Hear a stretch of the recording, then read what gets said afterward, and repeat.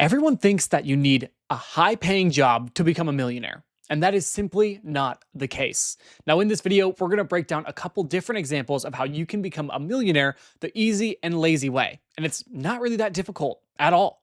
In this video, we're going to break down a tool called compounding. Compounding has made the most millionaires in history. It's not small businesses. It's not working yourself to death at a 9 to 5. It is the power of compounding, no matter how much, utilizing time and your initial capital to make yourself enough money to one day live off of. Now, my name is Spencer. I'm the Spencer of Nat and Spence Talk Money, and this channel is going to be breaking down our financial journey as well as some financial tips to help you be better and do more with your money. Because we'd all be a little bit happier with some more money, right? That's my thought, at least. So let me know what you guys think about this video and if it's realistic to become a millionaire down in the comments. And don't forget, if you do enjoy it or if you learned something new, to like and subscribe. A very famous scientist once said, compounding interest is like the eighth wonder of the world, and he who understands it earns it. Albert Einstein is not necessarily known for his financial savviness, but it is phenomenal that he made this quote, and it is a very popular quote in the finance community. So let's break down what compounding even is. From a very simple basis point, we can see compound interest, based off Investopedia's definition, is the interest on a loan or a deposit calculated based on both the initial principal, or the starting amount of capital, the starting amount of money that you have, and the accumulated interest from previous periods, or the money you are earning on that initial investment. And I absolutely love compounding interest. No doubt in my mind, compounding interest will make me a millionaire one day. Now, the key factors with compounding interest are both your initial capital, how much money you have to start, and time. And both of these are extremely important. Now, that's not saying if you don't have a lot of money and you don't have a lot of time that you can't utilize compounding interest, but there are some different examples that we need to look at to fully understand how it works. So we're going to jump into that right now. We are using NerdWallet's compound interest calculator. And remember, we have our initial capital and we have time in the market that's going to make a big difference on how much money we end up retiring with. So let's say an individual is 30 and he wants to retire at 60. He has $10,000 deposited into an S&P 500 ETF within a Roth IRA. So let's say he won't have to pay taxes on this account. Now, with that 30 years of growth, he's going to estimate a 10% return. That's what the S&P usually gets. It averages from 8 to 12%. Sometimes stocks might be really down and you'll be at negative 2%. Sometimes stocks might be ripping and you'll be at 20, 18%. Either way, those crazy years still average out to roughly 8 to 12%. So we'll go right in the middle and do 10%. Now, monthly compounding isn't going to have as big of an impact, and we're not going to contribute anything. It's just this $10,000. So you can see a pretty amazing return, $198,000 in 30 years. That's a long time, but that is a lot of money from just $10,000. What a return. Now, if we start kicking this up, remember, time is a major factor. If we go from 30 years, let's say he's like, you know what? I like my job. I'm going to not live off this money yet. I want to give it 5 more years at my job. And we go to 35, the number goes up by a crazy amount. We're going from $200,000 to $326,386.50. This is amazing, and it is the power of compounding.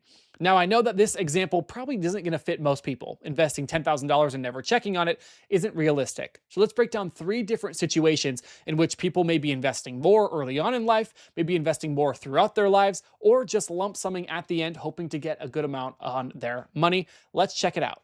This first example is for the early bird, the person that utilizes the most time in the market.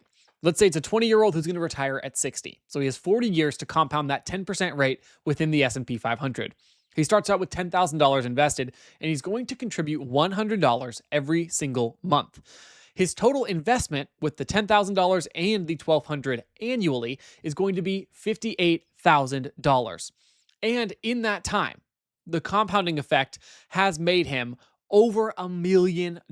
His ending balance is $1,169,000, where you could potentially retire off of that investment, which this is not a lot to invest every single year, but this does showcase the power of time within the market. And it does only get easier as you continue to invest throughout time and you see the numbers grow for yourself. I can say this myself. I have seen my portfolio grow from $10,000 to where it sits now at over $40,000, utilizing the power of compounding and continuing to invest more and more every single year. Next, we have a 40-year-old And let's say this 40-year-old is also going to retire at 60. So they have 20 years of letting the market compound their investment. They're going to start with $100,000 of initial money and contribute $100 every single month, which is a very phenomenal way of doing this.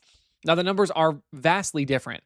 We can see, although the younger person had over a million, this individual has $808,744. The total principal, or the amount that they invested, is $124,000, and total interest $684,000. So still very, very solid, but you can see as time, even with more money invested, time is a massive factor. You have to utilize both. And although this is the story for a lot of individuals who start investing later on in life, it still showcases the power of investing.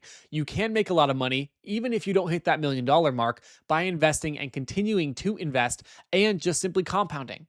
Again, the power of compounding is unmatched. Now we'll look at the last scenario, someone who invests a lot of money but doesn't have a lot of time.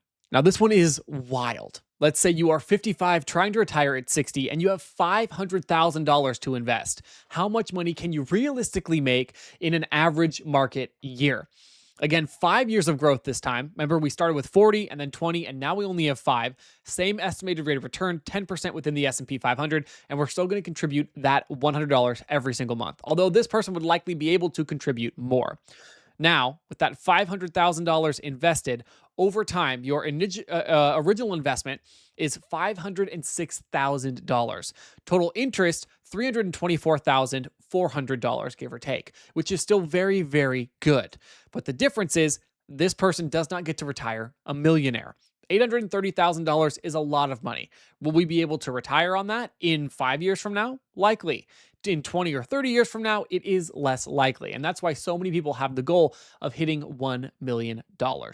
So we have our 3 examples. We have our total returns for each of these different individuals and how they utilize compounding over time. But I want to throw one more at you. These are my actual numbers, me and my wife. Here's how much money we're expecting to have by the time we retire, and I'll break everything down for you. Starting off with our initial deposit, this is the money we have invested currently, around $46,000. Years of growth is going to be 32, because I would like to retire at the very latest by 60, and I'm currently 28. Then we have an estimated rate of return, 10%. Monthly, we are putting in about $1,000 between the two of us. We max out our Roth IRAs, and I'm hoping to invest even more than that as time goes on and businesses and incomes continue to grow.